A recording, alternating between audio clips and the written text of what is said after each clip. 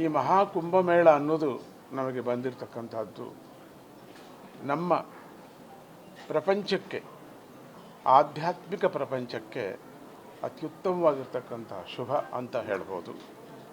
ಮತ್ತು ಅತ್ಯಂತ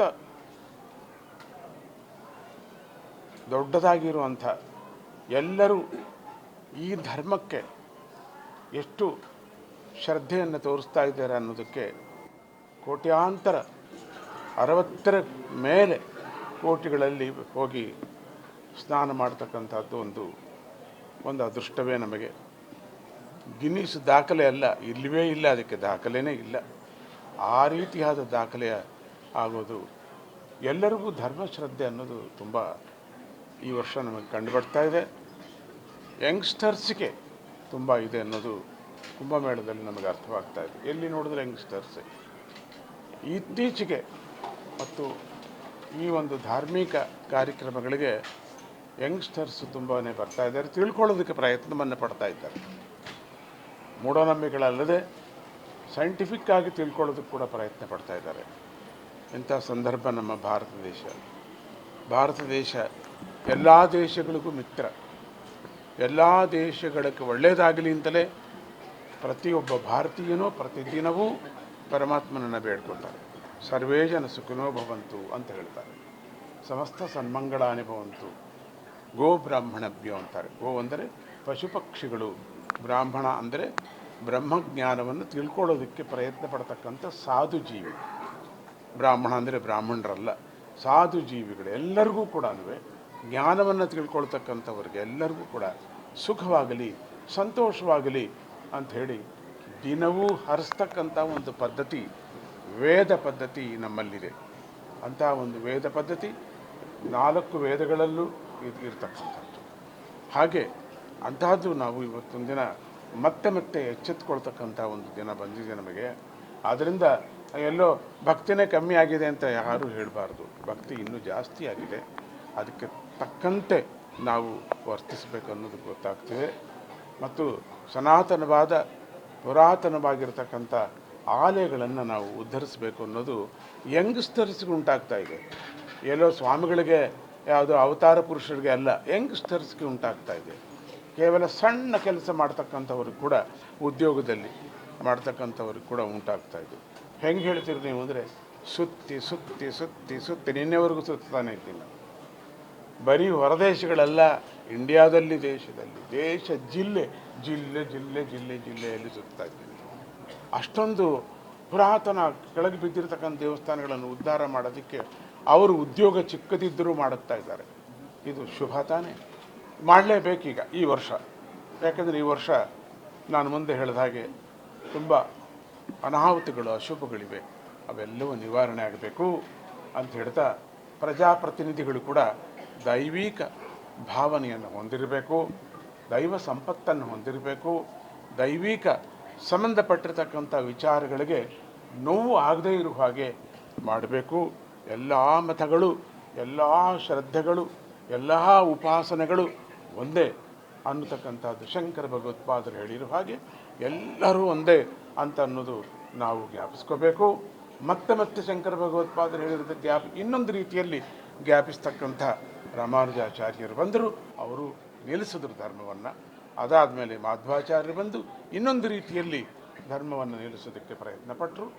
ರುಚಿಯಾಗಿರ್ತಕ್ಕಂಥ ಧರ್ಮವನ್ನು ನಾವು ಅಭ್ಯಾಸ ಮಾಡಬೇಕು ಅನ್ನೋದು ಮಹಾತ್ಮರ, ಸಂತರ, ಸಾಧುಗಳು ಅನ್ನೋದು ನಮಗೆ ಗೊತ್ತಾಗಬೇಕು. ಈಗ ನಾಲ್ಕು ಸಾಧುಗಳನ್ನು ನೀವು ನೋಡ್ತಾ ಇದ್ದೀವಿ. ನೀವು ಎಷ್ಟು ಕೋಟ್ಯಾಂತರ ಎಲ್ಲಿಂದ ಬಂದರೂ ಎಲ್ಲಿ ಹೋಗ್ತಾ ಇದ್ದಾರೆ, ಎಲ್ಲೆಲ್ಲೇ ಸೇರಿಕೊಂಡಿದ್ದಾರೆ.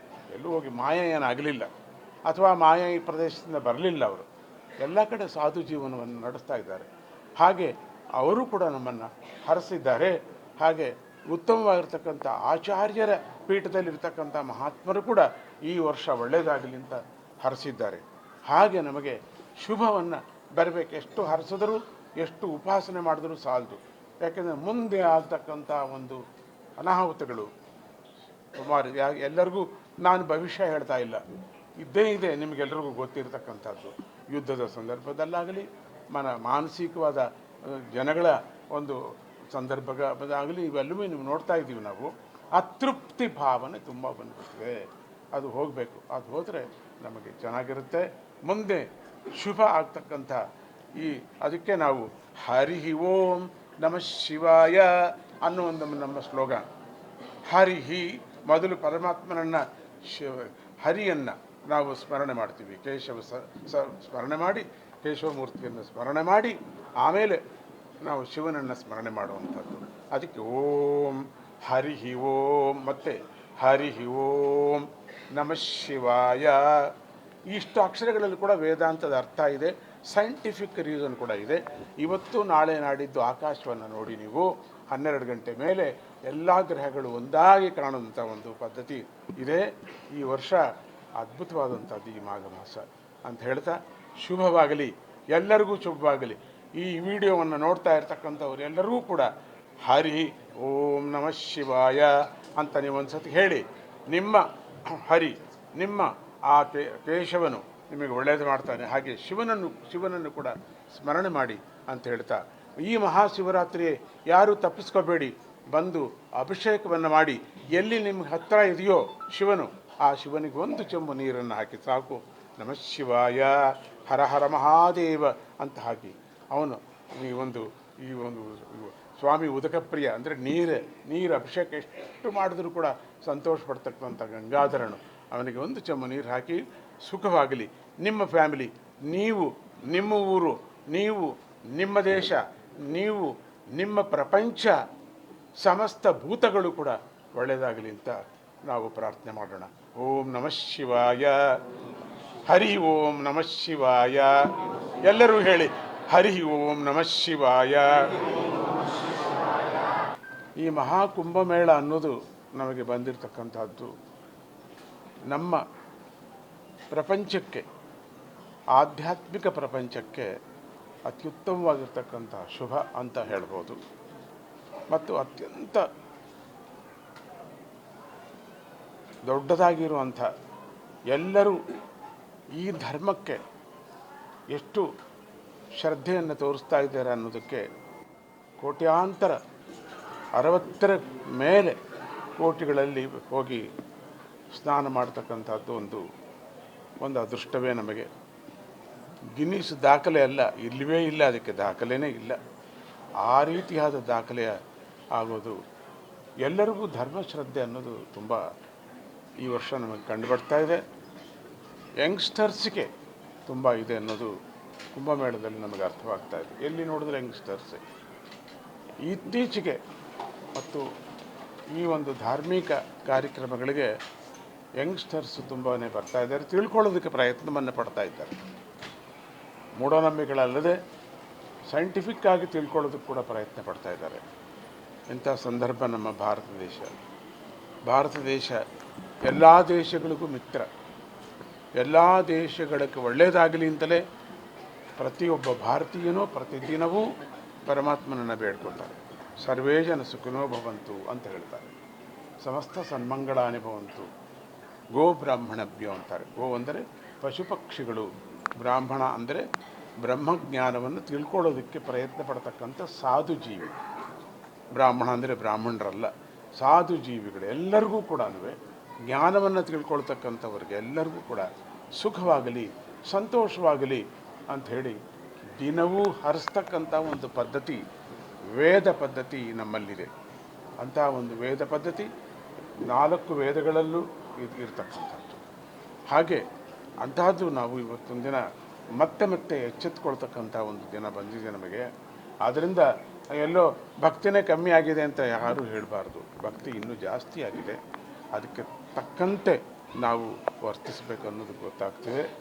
ಮತ್ತು ಸನಾತನವಾದ ಪುರಾತನವಾಗಿರ್ತಕ್ಕಂಥ ಆಲಯಗಳನ್ನು ನಾವು ಉದ್ಧರಿಸಬೇಕು ಅನ್ನೋದು ಯಂಗ್ಸ್ಟರ್ಸ್ಗೆ ಉಂಟಾಗ್ತಾ ಇದೆ.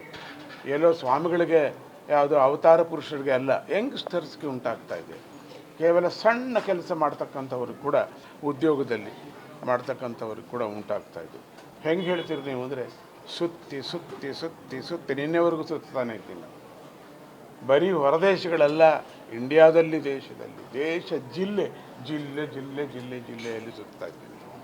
ಅಷ್ಟೊಂದು ಪುರಾತನ ಕೆಳಗೆ ಬಿದ್ದಿರತಕ್ಕಂಥ ದೇವಸ್ಥಾನಗಳನ್ನು ಉದ್ಧಾರ ಮಾಡೋದಕ್ಕೆ ಅವರು ಉದ್ಯೋಗ ಚಿಕ್ಕದಿದ್ದರೂ ಮಾಡುತ್ತಾ ಇದ್ದಾರೆ.